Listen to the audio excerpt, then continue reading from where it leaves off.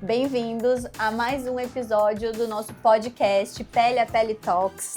Hoje a gente está com um convidado muito especial e também meu professor, né, Edgar, cirurgia plástica sem exageros. Depois ele vai deixar o Instagram aqui para vocês. E a gente vai falar um pouquinho. Seja bem-vindo. Obrigado, Paty. Obrigada por ter vindo, aceitado o convite. Obrigado, uma honra. Então, vamos começar falando um pouquinho, né, dessa questão da parceria dermato e cirurgia plástica. Você costuma trabalhar em associação? O que você acha dessa parceria? Eu acho que é fundamental. Acho que com a cirurgia a gente entrega algumas coisas que a dermato entrega muito melhor de outras maneiras. Uhum. A gente trata algumas alterações que talvez para a dermato não seja tão simples de tratar com os procedimentos que a dermato faz, mas a gente também não trata a qualidade de pele, a gente não trata, não faz o preparo do solo, vai? Isso. Eu acho que isso é super importante.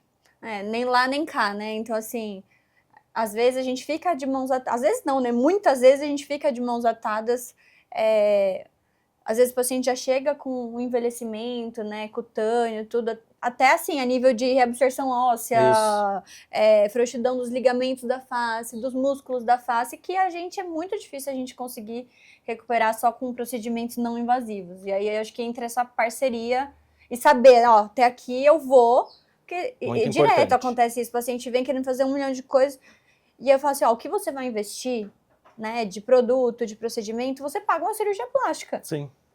Né? Não é tão incomum isso. E vou falar do meu lado agora. Isso. Chega paciente que tem indicação de cirurgia de face, já tem o bulldog, não tem mais a mandíbula marcada, o pescoço está incomodando bastante, a papada, mas aí a gente olha para a pele toda com fotodano, Manchada, cheia de manchas, rugas finas, que são coisas que na cirurgia a gente não vai conseguir resolver. Então, não é infrequente eu encaminhar antes para dermatologista para que prepare a pele para o resultado da cirurgia ser melhor. E aí quando você fala preparo da pele, né, a gente está pensando no quê? Em laser, Isso. em ultrassom microfocado, isso. Microagulhamento. Aí é com vocês que vão indicar, mas normalmente faz um combinado de tudo justamente para tratar a parte mais superficial mesmo, não pensando necessariamente em repor volume. Sim. Botox sempre é bem-vindo, né? Por favor, gente. Todo mundo, por favor. Todo mundo. A gente vai ter Botox na água. Isso. Mas a questão mais superficial mesmo, o cirurgião plástico não consegue tratar e não tem habilidade de tratar. Tirando quem posteriormente se especializou nisso. Sim. Né?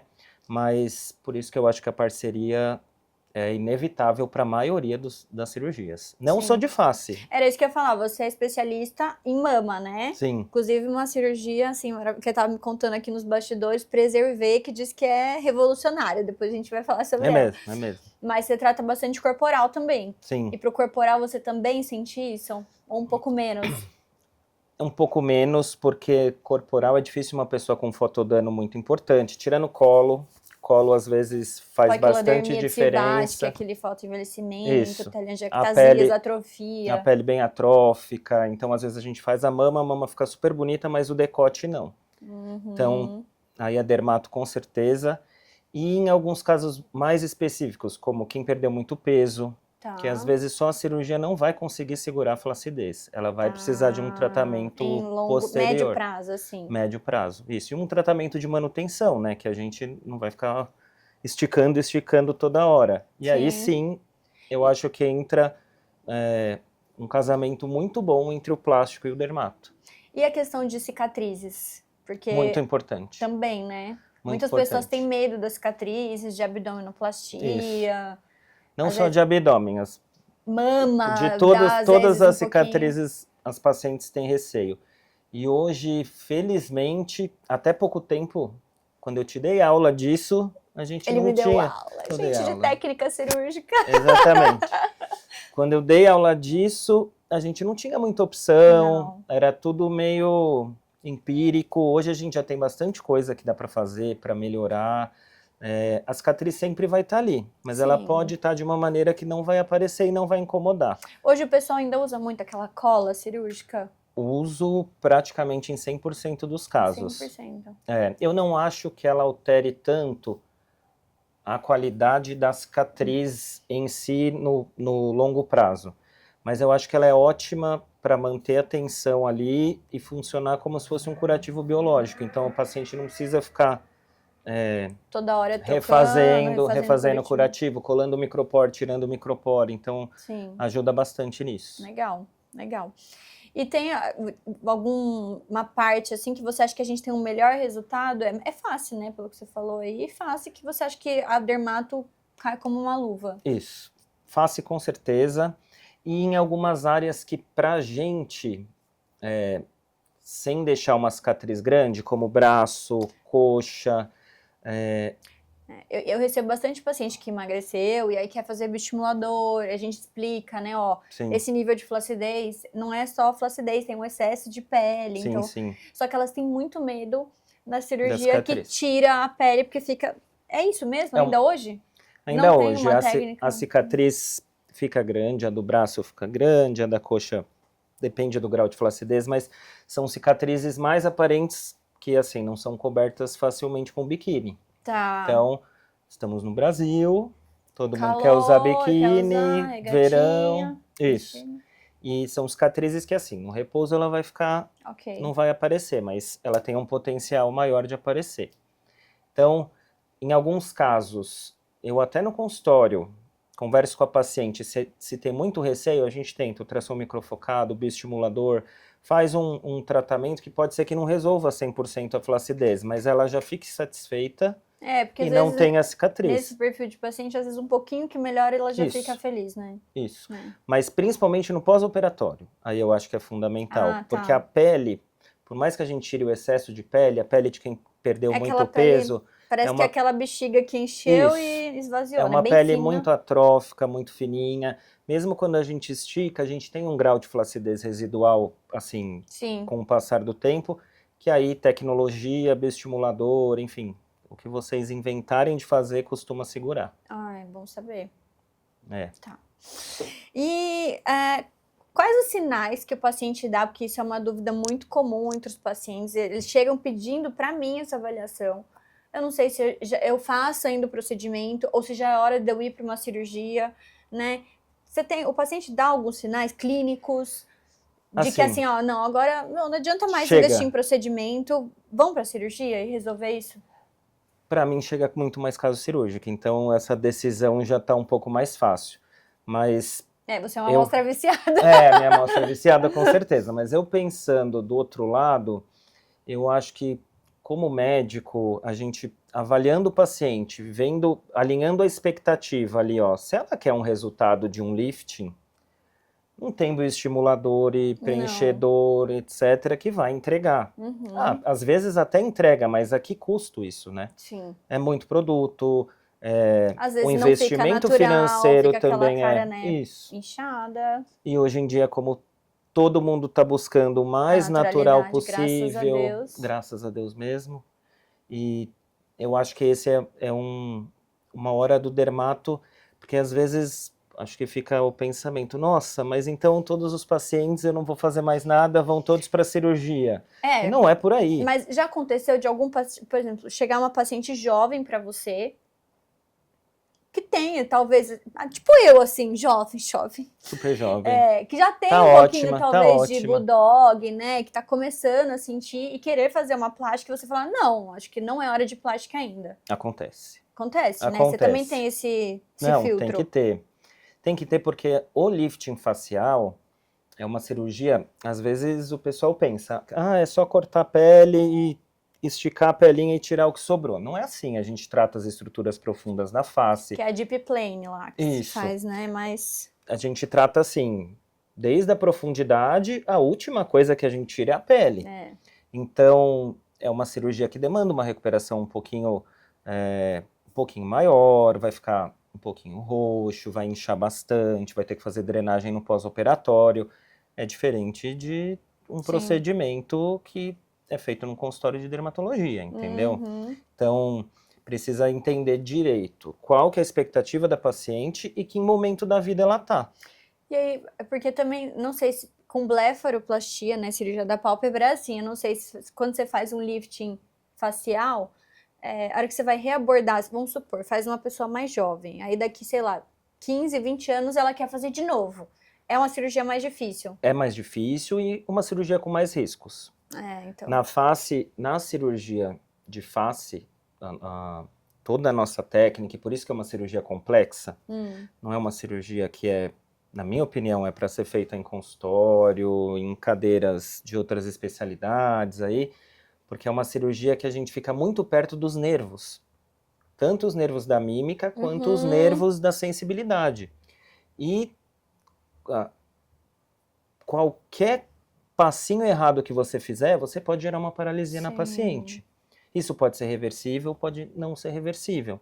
Então, é claro, a cada cirurgia refeita, muda a anatomia, o risco aumenta um pouquinho. Então, eu particularmente tenho indicado em pacientes mais jovens do que eu indicava antigamente.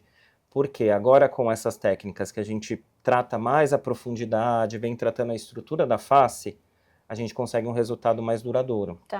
Porque antes, na época do Pitangui, a cirurgia de face que ele fazia tinha duração. A duração é 10 a 15 anos. Então, se você operava uma paciente com 40 anos, com 55 ela ia reoperar, com 70 ela ia operar, assim, blefaro um pouco, isso.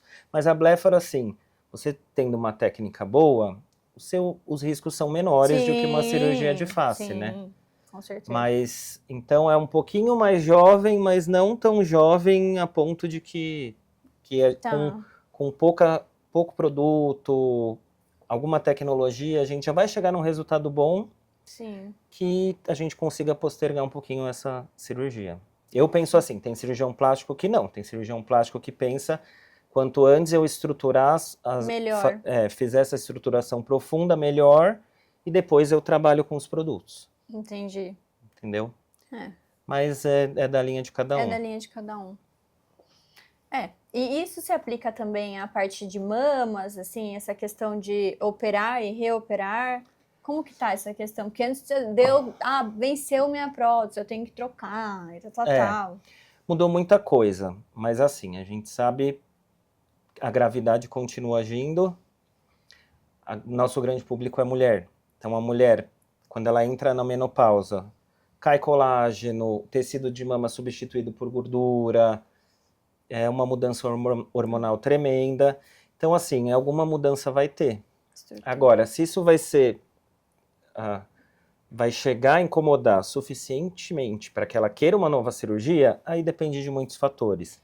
Mas, assim, da prótese é sempre uma coisa bem famosa. Quanto dura a minha prótese? Quando eu vou ter que trocar? Antigamente tinha-se isso, inclusive vinha na garantia da prótese. Sua prótese tem garantia de 10 anos. Hoje em dia a gente não sabe a gente sabe, aliás, que não é por aí. Que assim, se sua prótese está lá, você não tem nenhum sintoma, ela não tem nenhuma alteração em exame de imagem, deformidade, dor, você não sente nada. Você faz seus exames com ginecologista frequentemente, tá tudo bem? Não tem necessidade de trocar. O que costuma acontecer? Depois da maternidade, da de amamentar, ou na menopausa, é um grande marco para a mulher. E hoje em dia, a gente cresceu nos anos 90, que comecinho dos anos 2000 foi o auge do exagero. Então era todas as minhas colegas de sala, eu lembro segundo colegial, terceiro colegial colocando prótese. Isso. E hoje a gente está tendo o inverso, né? Hoje é o inverso, é o pessoal que colocou lá, hoje já não faz mais parte da rotina, não é mais tão bonito, elegante quer tirar. Ter uma mama grande. Então, ou quer tirar, ou quer diminuir a prótese. Então, felizmente, estamos nessa leva da medicina, da cirurgia plástica. Espero que não volte as paniquetes. Nada contra quem gosta de peito grande, tá? Mas eu acho que natural é mais bonitinho. É mais elegante, né? É mais elegante, Sim. Exatamente. Mas isso varia muito com o tempo. Então, se a gente vê na história da cirurgia plástica, isso variou.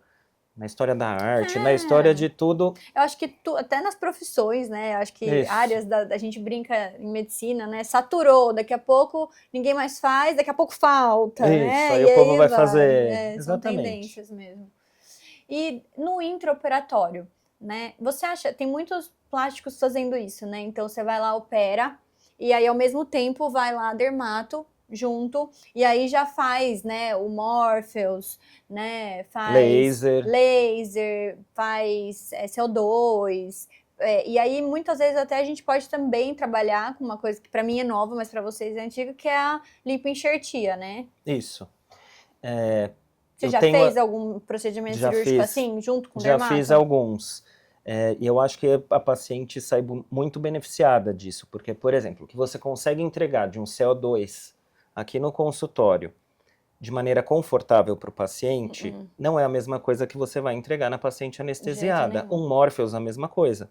A quantidade de energia que você vai colocar ali na cirurgia é muito maior porque a paciente está anestesiada. Então, sempre que tem indicação, que a paciente deseja e que a gente consegue fazer essa combinação... Aproveitar que vai estar anestesiado e manda bala. Aproveita. E essa questão do nanofat que você comentou. Na cirurgia plástica a gente já usa gordura há um bom tempo, seja em reconstrução, seja o mais famoso é preencher o glúteo, tratar um pouquinho de celulite, essas coisas.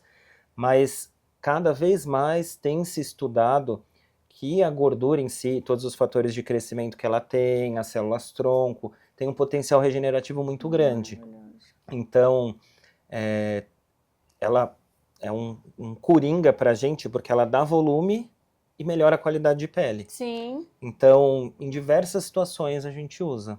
Eu trabalho muito com câncer de mama. Então, câncer de mama com a mama irradiada. Aquela pele sofrida, com radiodermite, né? Isso, a pele bem sofrida antes do nanofat e das micro lipoenxertias, a qualidade da reconstrução era uma. Hoje em dia já está muito melhor. Já é outra. Isso a gente usando na parte da reconstrução. Então, imagina a aplicabilidade disso na estética, né? Eu fiz esse curso mais recentemente e eu fiquei, assim, encantada, porque é um material autólogo, né? Então, assim, do próprio paciente, então não tem risco de ter rejeição e tal. A gente processa essa gordura, né, no peso que a gente quer para fazer, ou como se fosse um skin booster, ou como se fosse um bioestimulador, ou como se fosse um preenchedor para estruturar. E a durabilidade infinita, né? Sim. Assim, se você não gostar, tem como degradar, acho que com os emptiers, né, com esvaziadores de gordura, mas assim, a priori ela não vai ser degradada. Sim. Ela absorve um pouquinho no começo, mas quando ela é bem tratada antes de enxertar, o grau de satisfação é muito alto. Muito alto. E eu achei o resultado... Você vai ver. Não, eu fiquei encantada com o resultado, porque eu achei muito natural.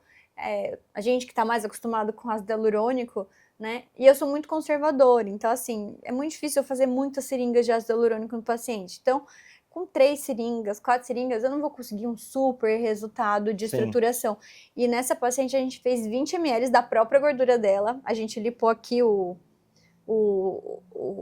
pochetinha e o Monte Vênus. Nossa, o paciente ficou feliz da vida. Às vezes fica mais feliz com o Monte Vênus. É verdade. É verdade. Ela ficou feliz da vida e ainda pegou esses ml de gordura, processou e preencheu o rosto dela. E assim, ficou muito elegante, ficou muito bonito. Sem contar que, assim, eu não vi, né? Mas em 3 meses ela vai ter uma melhora do skin quality, né? E aí ela vai ter uma melhora do viço, da textura, mancha, tudo. Então, assim, é ouro, né? É ouro. É ouro e tá no paciente. E tá no paciente. Aí eu até, né, questionei no curso e tal, e se o paciente engordar? Você já viu algum caso assim? Assim, é difícil que o paciente ganhe tanto peso a ponto... mas claro que pode acontecer. Eu nunca tive em casos meus que, assim, fez muita diferença. Mesmo porque quando a gente precisa fazer um volume maior na face, é porque o paciente é ao contrário, ele não tem tendência de gordinho, ele é aquele paciente bem magrinho, ou bem mais envelhecido, maratonista, é maratonista, é paciente assim, que é consumido. de gordura. Sim, exato. Então, assim, claro, tudo pode acontecer, né? A pessoa pode de maratonista virar, mas é mais difícil, né? Ela comentou no curso que a gente, né, orienta o paciente 10 quilos, mais ou menos. Se Isso. engordar 10 quilos, pode aumentar. Você pode Sim. começar a sentir no rosto. E se você emagrecer mais de 10 quilos, também você pode sentir Vai sentir aquilo um sumir. Porque pouquinho. é tecido de gordura. Então, a célula Sim. aumenta, né, e diminui conforme você... Sim.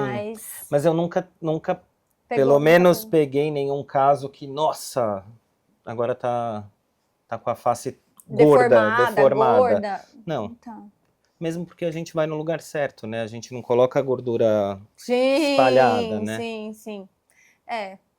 E você sabe se tem outros profissionais fazendo também isso? Assim, de outras áreas? Tem, e eu... Fazendo lipo de papada em consultório. Isso, a gente cansa de ver complicação na internet, né? A gente que Fantástico, é plástico, internet. fantástico, isso. Rede social, então tem perfil só disso. Eu acho que a gente que é plástico, talvez a gente receba... Vocês também dermatos, por exemplo, com oclusão vascular, essas coisas.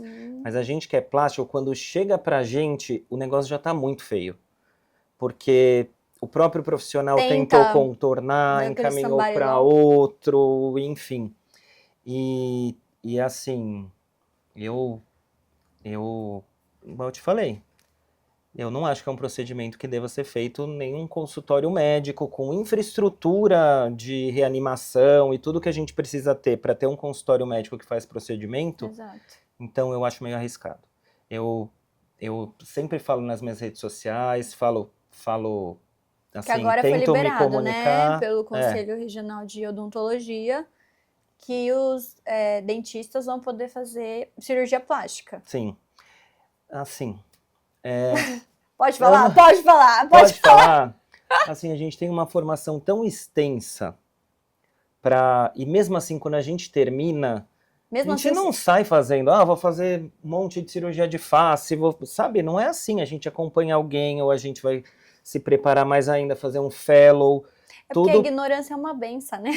Isso. É uma benção, né? Isso. Mas eu acho que como paciente, o paciente tem que ter consciência.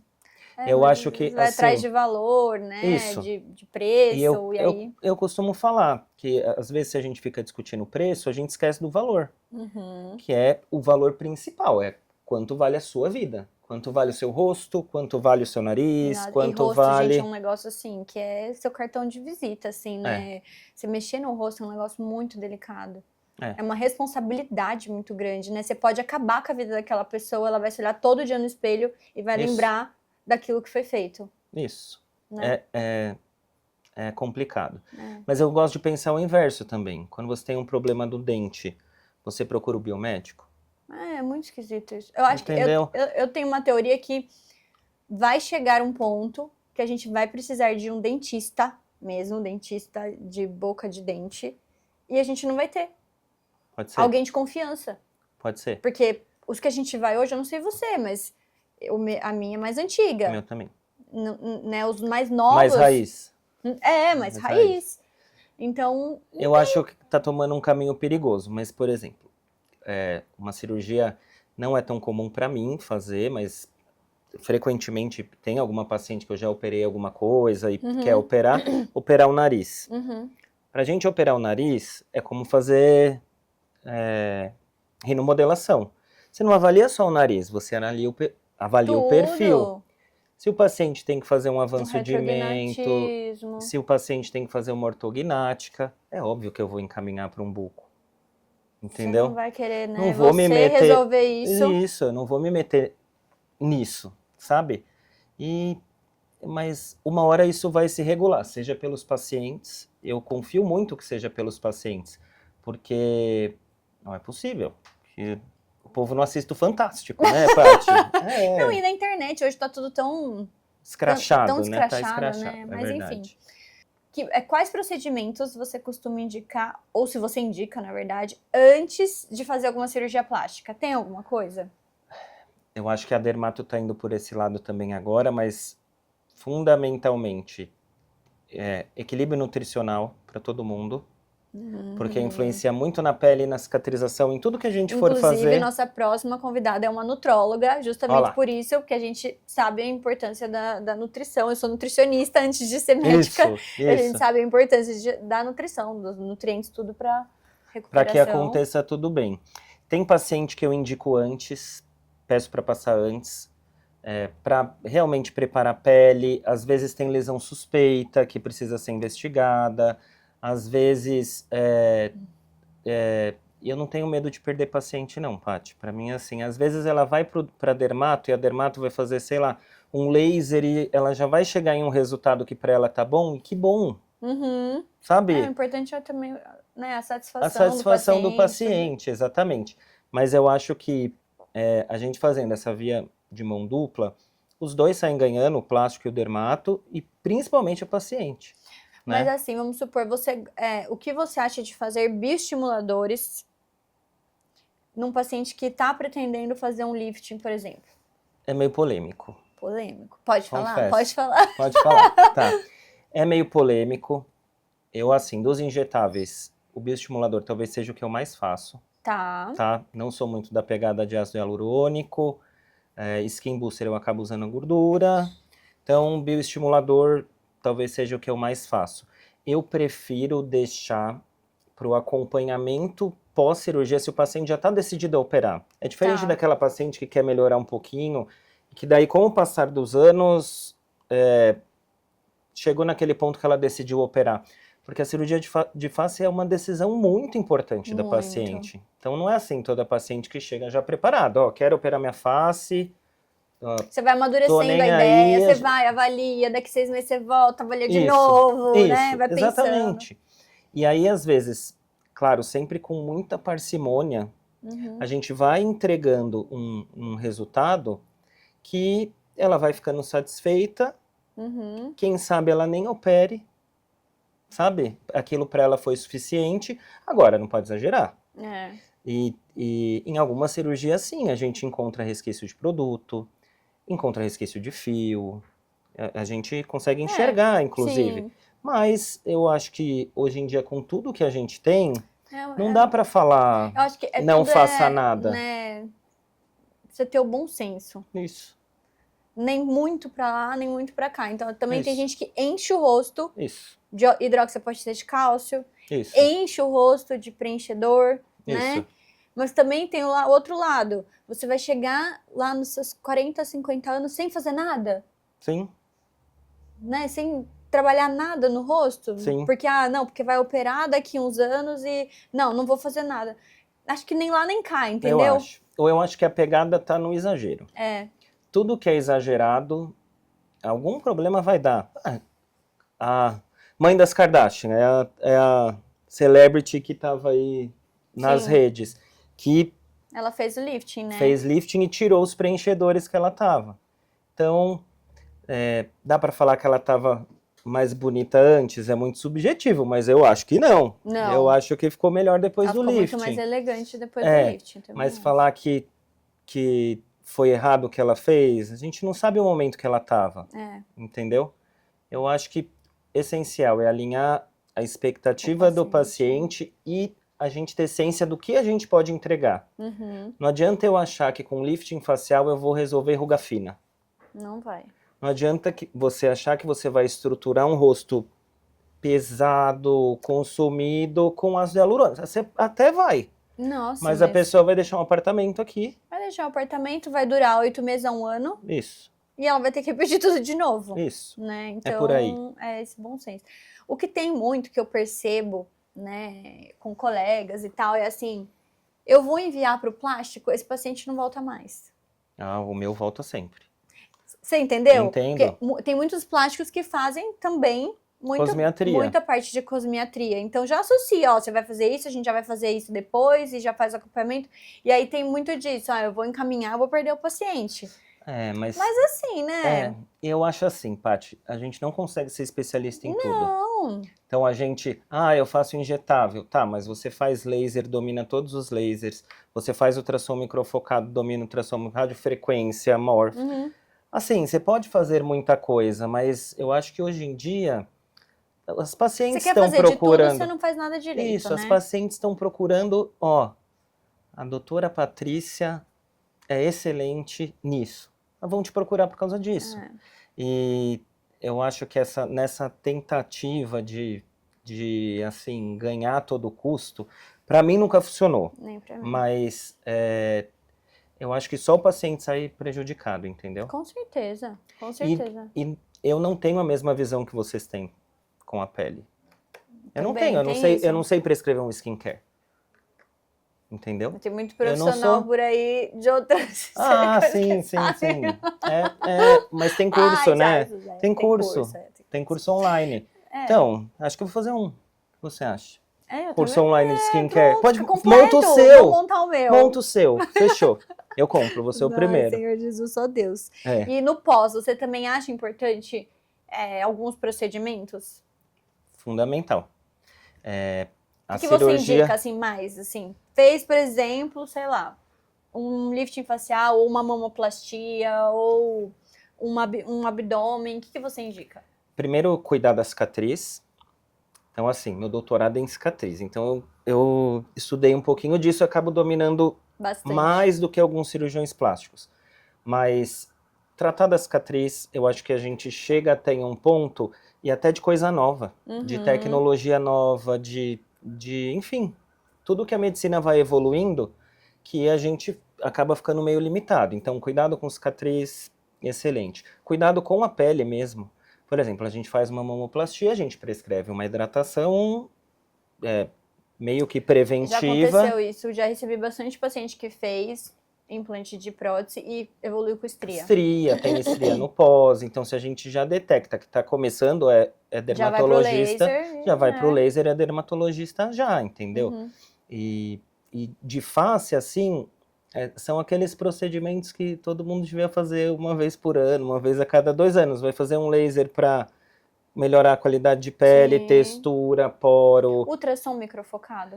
Ultrassom microfocado eu acho que é válido. é Pra bem manter válido. o lifting, Para manter o gente. lifting, exatamente. Né? Principalmente que o ultrassom microfocado a gente consegue estimular fazer a camada ancoragem profunda. muscular, né? Isso. Trabalhar o Eu acho que é um excelente aliado aí no pós-operatório como uma manutenção. Ótimo, legal. Eu acho que vale a pena, sim, inclusive ser periódico, sabe? Uma vez por ano, cada 6 meses. Isso.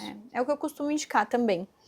E como você lida, né, pra gente finalizar, que eu acho que é muito delicado, assim, tanto pra mim como dermato, como pra cirurgia plástica, que lidam, assim, com a parte estética, com a expectativa do paciente. É um assunto bem complexo. E cada vez mais com as redes sociais, não diria que as expectativas estão irreais.